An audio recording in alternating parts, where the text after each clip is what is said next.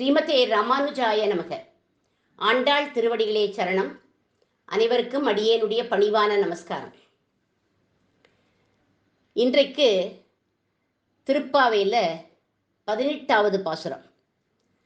இந்த பாசுரம் பாஷ்யக்காரர் ராமானுஜருக்கு உகந்த பாசுரம்.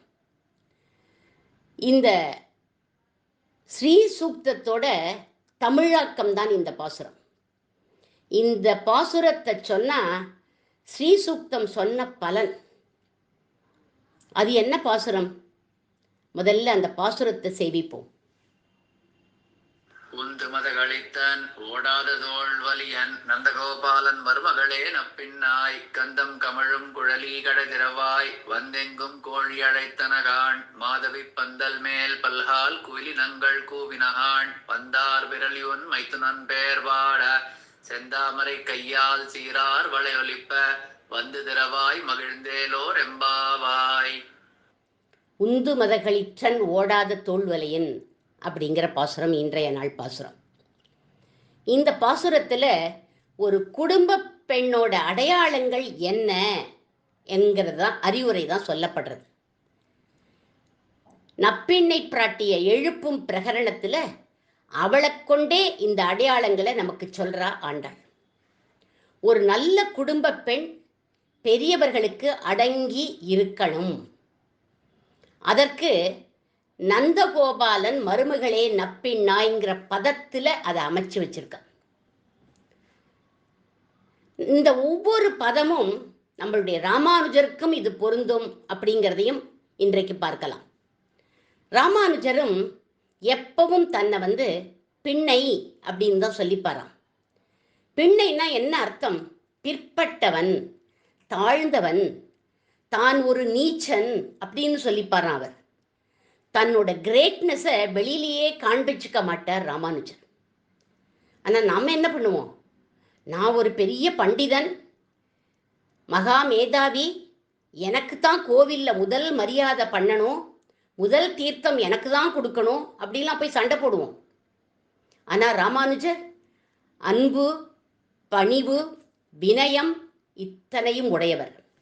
சின்ன குழந்தைகள் ஒரு கோவில் கட்டினா அவ கொடுத்த மண் பிரசாதத்தை கூட ஏத்துண்டார்னு நம்ம பார்த்தோம் இல்லையா? அப்பேற்பட்டவர் ராமானுஜர். அடுத்ததா ஆண்டாள் சொல்றா, நல்ல குடும்ப பெண் கணவனுக்கு நல்ல துணைவியாக இருப்பாள். அத கந்தம் கமழும் குழலி அப்படிங்கிற பதத்தில் வச்சுட்டா நம்ம ஆண்டாள். எப்படின்னா, இவளுடைய கூந்தல் மனம் அந்த குழலூதுற கண்ணனை ஈர்க்குமா. அப்பேற்பட்ட மனம் உடையவள் அவள். எப்பவும் நப்பிண்ணையோடையே இணைந்தே செயல்படுவான் கண்ணபிரான். கந்தம் கமழும் குழலை உடையவர் யார் தெரியுமா? நம் உடையவர். ராமானுஜ சம்பிரதாயத்தில் துறவிக்கும் சிகை உண்டு. அவருடைய சிகை மணக்கும் சிகை. என்ன மனம் அதில் அப்படின்னா, நம்மாழ்வாருடைய திருவடி மனம். அந்த திருவடியில் எப்பவும் பகுளமாலைங்கிற புஷ்பம் சூட்டி இருப்பா. யாருக்கு? நம்மாழ்வாருக்கு. அந்த புஷ்பத்தினுடைய மனம் ராமானுஜரோட சிகையில வீசுமா. ஏன்? காரி சுதன்கழல் சூடிய முடியும் கன நற்சிகை முடியுங்கிற மாதிரி நம்மாழ்வார் திருவடிகளை தன்னுடைய தலைக்கு மேல எப்பவும் சுமந்துருப்பார் நம் ராமானுஜர். அதனால மனம் கமழ், பகுளமாலைங்கிற மனம், புஷ்பம், அந்த புஷ்பத்தினுடைய மனம் கமழுமா ராமானுஜருடைய சிகையில. அடுத்ததா மூன்றாவதா நல்ல குடும்ப பெண்ணினுடைய அடையாளம், குழந்தைகளை நல்வழியில் நடத்துவாள். அத பந்தார் விரலி அப்படிங்கிற சப்தத்துல காண்பிச்சு கொடுக்கிறா ஆண்டாள். சம்சாரிகளான நாமெல்லாம் பிராட்டியோட குழந்தைகள். நம்மை வழி நடத்தும் அடையாளமாக விரல்கள்ல பந்த வச்சுருக்கா நப்பிண்ணை பிராட்டி. பந்துதான் ஜீவாத்மாவாகிய நாமெல்லாம். நம்மை பகவானோடு சேர்த்து வைக்கிறாள். இந்த பந்தார் விரலிங்கிற பதம் நம் ராமானுஜருக்கும் பொருந்தும். இவர் கையில ஒரு பந்து இல்லை, 2 பந்து வச்சுருக்கார். ஒரு பந்து நித்திய விபூதிங்கிற பந்து, நித்திய விபூதிங்கிற வைகுண்ட பந்து, மற்றொரு பந்து லீலா விபூதிங்கிற பூலோக பந்து. 2 பந்து வச்சுட்டு இருக்கார். 2 பந்துக்கும் சொந்தக்காரர் நம் ராமானுஜர். உபய விபூதி நாயகன், உடையவன் அப்படிங்கிற பட்டத்தை ஸ்ரீரங்கம் நம்பெருமாளே ராமானுஜருக்கு கொடுத்திருக்காருன்னு பார்த்தோம். நப்பிண்ணை பிராட்டி எப்படி ஜீவாத்மாவாகிய நம்ம பகவானுக்கு ஆட்படுத்துவாளோ அதே மாதிரி ராமானுஜரும் லீலா விபூதிங்கிற பூலோக பந்தான நம்ம நித்திய விபூதிங்கிற வைகுண்ட பந்துக்கு நல்வழிப்படுத்தி நம்மளை டிரான்ஸ்ஃபர் பண்ணிடுவார் அவர். அப்போ நாம் என்ன பண்ணணும்? அவர் டிரான்ஸ்ஃபர் பண்ணிடுறார். நாம் என்ன பண்ணணும்? வெறுமை ராமானுஜ தாசன் அப்படின்னு சொல்லிட்டு உட்காண்டிருந்தா போறோம். சிறந்த குடும்ப பெண்ணுடைய பண்புகள்லாம் என்னன்னு சொன்னேன். பெரியவர்களுக்கு அடங்கி நடக்கிறது, கணவனுக்கு நல்ல துணைவியா இருக்கிறது, குழந்தைகளை நல்வழி நடத்துதல் அப்படிங்கிற 3 பண்புகள் அறிவுரையா சொல்றா ஆண்டாள் இந்த பாசுரத்துல. இந்த 3 பண்புகளும் நம் ராமானுஜருக்கும் பொருத்தமாக இருக்கு பாருங்க. ராமானுஜரை அணு அணுவா நம்ம சேவிச்சா திருப்பாவை 30 பாசுரத்தையும் பார்த்துடலாம் அப்படின்னு சொல்வார்கள் நம் பூர்வர்கள். அத்தனை அனுபவம் இருக்குமா. பாஷ்யக்காரங்கிற பட்டத்தை காட்டிலும் திருப்பாவை ஜீயங்கிற பட்டத்தை தான் நம் ராமானுஜர் பெருமையா நினைப்பாராம். இவருடைய ஆச்சாரியன் பெரிய நம்பிகளை தினசரி காலம்பர சேவிக்கிறதுக்காக போவார். அப்படி நடந்து போற போது ராமானுஜருடைய திருவாய் திருப்பாவையை முணுமுணுத்துண்டே இருக்குமா. இன்றைய நாள் பாசுரம் சொல்லிண்டே போறார். உந்து மதகளிற்றன் பாசுரத்தை அனுசந்தானம் பண்ணிண்டே போறார். அப்படி பண்ற போது பந்தார் விரலி உன் மைத்துணன் பேர்பாட செந்தாமரை கையால் சீரார் வளை ஒலிப்ப வந்து திறவாய் மகிழ்ந்து அப்படிங்கிற போது பெரிய நம்பிகளுடைய வீட்டு கதவை போய் தட்டுறார். பெரிய நம்பிகளுடைய பெண் 5 வயது குழந்தை, அவளை அத்துழாய் அப்படின்னு சொல்லுவோம். அந்த குழந்தை கை நிறைய வளையல் போட்டுருக்கு, குலுங்க கதவை திறக்கிறது. இவருக்கு என்ன அனுபவம் அப்படின்னா, நப்பிண்ணையை நினைச்சுட்டே வந்தார் இல்லையா, பிராட்டியை நினைச்சுட்டே வந்தார் இல்லையா, பிராட்டி தான் கதவை திறந்துட்டா அப்படின்னு நினைச்சார். உடனே அந்த குழந்தைய விழுந்து சேவிச்சுட்டார். உடனே அந்த குழந்தை என்ன பண்ணித்து, அப்பா அப்பா அண்ணா என்ன சேவிச்சுட்டார்ப்பா அப்படின்னு சொல்லிட்டு தன்னோட அப்பா கிட்ட போய் சொல்லித்து. அப்போ பெரிய நம்பிகள் சொல்ற பொண்ணுக்கிட்ட, ஒண்ணுமில்லம்மா, உந்து மதகளிற்றன் பாசுர அனுபவம் அப்படின்னு சொன்னார் அவர். பெரிய நம்பிகளே ஒரு தடவை என்ன பண்ணார், ராமானுஜர் சிஷ்யர்கள் புடைசூழ வந்துருக்கார் ஸ்ரீரங்க வீதியில. அப்படி வரப்போது ராமானுஜரை அவர் சேவிச்சுட்டார். அப்பா, உம்மோட சிஷியரை போய் நீங்க சேவிக்கிறீளே அப்படின்னு கேட்டுது அந்த அத்துழாய்ங்கிற குழந்தை. அதுக்கு பெரிய நம்பிகள் சொல்ற, அவர் நடந்து வந்த காம்பீரியத்தை பார்த்த உடனே அடியேனுடைய ஆச்சாரியன் ஆள வந்தார், அவருடைய சிஷியர்கள் புடைசூழ வராரோ அப்படின்னு எனக்கு தோணித்துமா, அதனால நான் சேவிச்சுட்டேன் அப்படின்னார் பெரிய நம்பிகள். முதல் சேவை அத்துழாய சேவிச்சுட்டார் ராமானுஜர். ராமானுஜரை சேவிச்சுட்டார் பெரிய நம்பிகள். குரு பரம்பரையில் பிரதம ஆச்சாரியன் யார் அப்படின்னா நாதமுனிகள். அவரும் என்ன பண்ணியிருக்கார், தன்னுடைய சிஷியன் சோழராஜனை சேவிச்சுட்டாராம். எப்போ குதிரையில இறங்கினார் சோழராஜன். சத்த நேரம் நாதமுனிகளோட அளாவளாவின் இருந்தார். அதுக்கப்புறம் கிளம்பி போறார். குதிரையில ஏறுற போது குதிரைப்பாகன் என்ன பண்ணுமா, குதிரைப்பாகன் முதுகு மேலதான் காலை வச்சுட்டு ஏறுமா ராஜா. அப்பன்னு பார்த்து அந்த குதிரைப்பாகன் எங்கேயோ போயிட்டான்.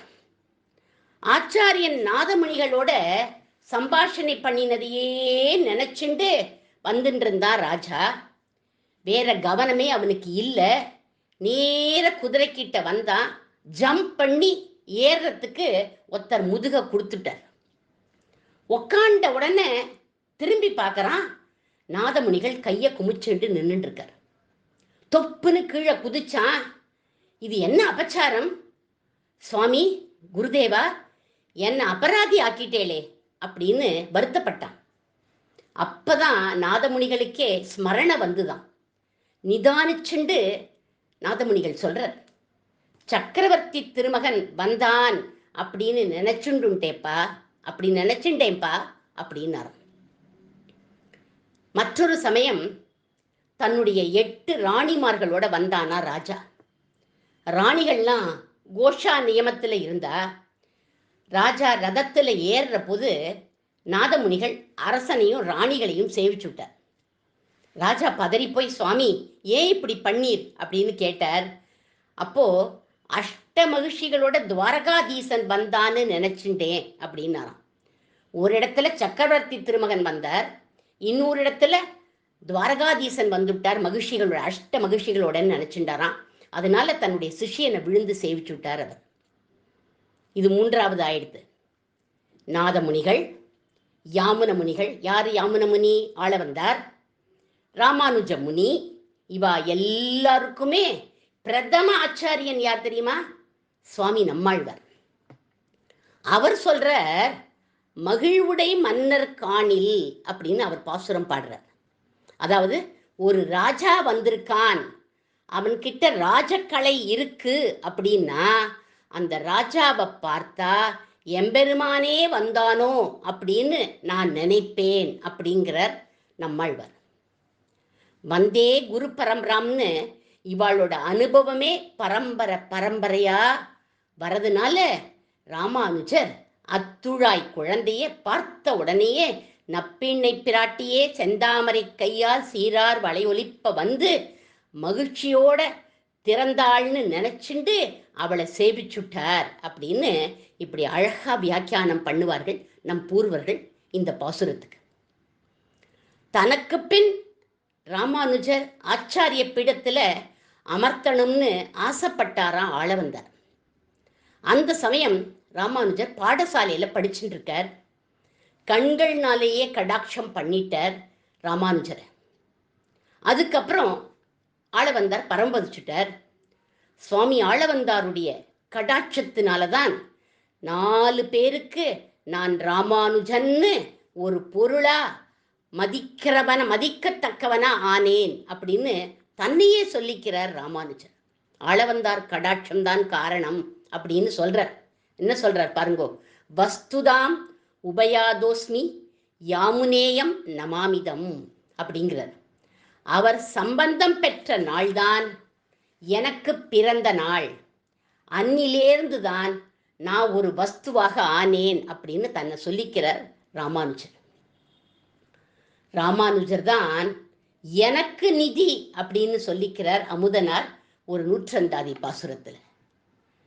நிதியை பொழியும் முகில் என்று நீசர்தம் வாசல் பற்றி துதிக்கற்று உலகில் துவழ்கின்றிலேன் இனி தூய நெறிசேர் எதிகட்கு இறைவன் யமுனை துறைவன் இணையடியாம் கதி பெற்றுடைய ராமானுஜன் என்னை காத்தனனே அப்படின்னு ராமானுஜன் 102 பாசுரம். இதில் அமுதனார் சொல்றார், யாரோ ஒருத்தனுடைய புகழ பாடிண்டு நிதியை பொழியும் முகில் அவன் அள்ளி கொடுப்பவன்னு யாரையும் துதிக்கும் நிலை எனக்கு இல்லை, நான் துதிக்கவும் மாட்டேன். ஏன்? ஏன்னா எனக்கு குரோஹோ அனுகிரகேனைவ புமான் பூர்ணக பிரசாந்தையேன்னு ஆச்சாரியன் ராமானுஜரோட அனுகிரகம் எனக்கு கிடைச்சுடுத்து. அதுதான் எனக்கு நிதி, அதுதான் எனக்கு செல்வம் அப்படின்னு சொல்றார் இந்த பாசுரத்துல. நிதியையும் செல்வத்தையும் யமுனை துறைவனான ஆளவந்தார் எங்கள் ராமானுஜருக்கு கொடுத்த சொத்து. அந்த சொத்தை ராமானுஜர் எங்களுக்கெல்லாம் கொடுத்துட்டார் அப்படின்னு சொல்றார். கோடி புண்ணியம் பண்ணினா பரமபதம் கிடைச்சுடாது. ஆனா ஒரு மகா பாபிக்கு பரமபதம் கிடைச்சிடும். ஏன்? குரு கடாட்சத்தினால.